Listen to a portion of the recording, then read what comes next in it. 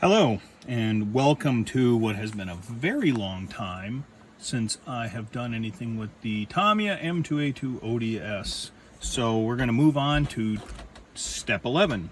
Step 11 has you cut out clear part A and attach it to the back of F28. I'm not doing that.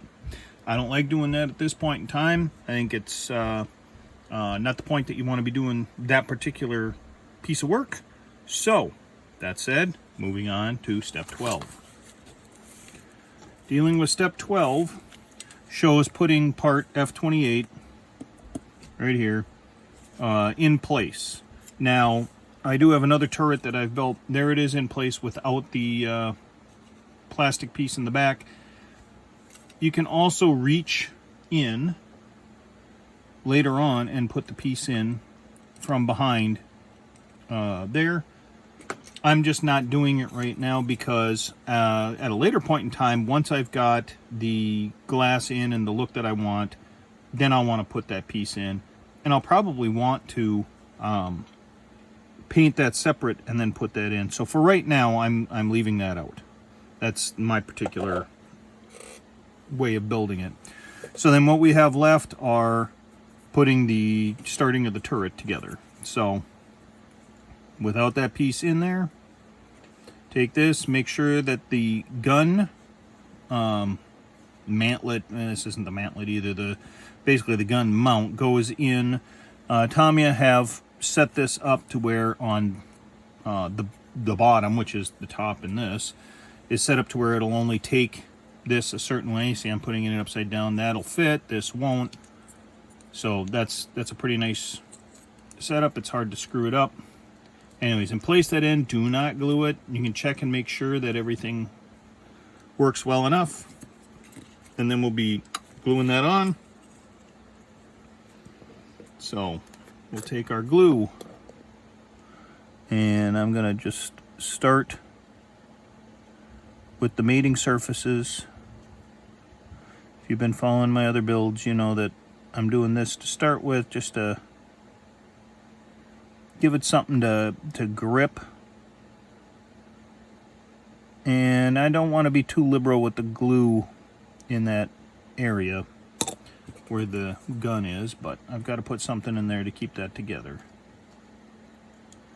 So, put it together. Glue it down. It's glued. Add a little glue. Now they've got you using tape to hold it together while the glue sets. I'm not a fan of that because the glue tends to find its way out of the seam and along your parts and then makes a new mess for you. So what I'm doing is I'm just running down the edges, gluing it together.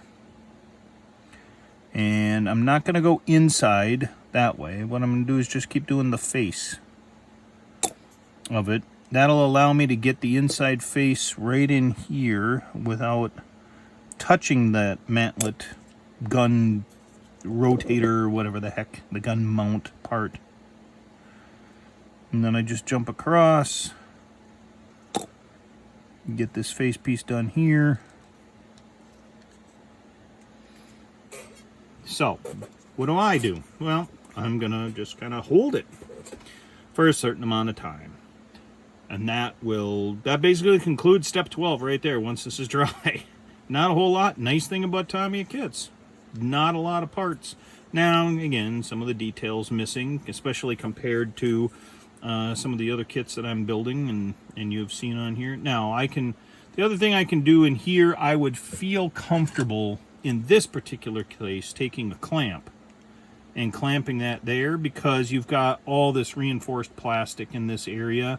It's not going to misshape it or anything. I would not feel comfortable, for example, doing this back area because this would most likely buckle or give it a different incorrect shape. So I'm gonna leave that there. All my seams seem, no pun intended, to be good.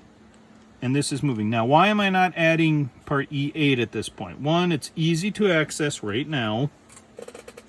And two, if I do, usually what ends up happening is this. You break the barrel, part of the barrel off. I don't want to do that. So I'm leaving it off right now.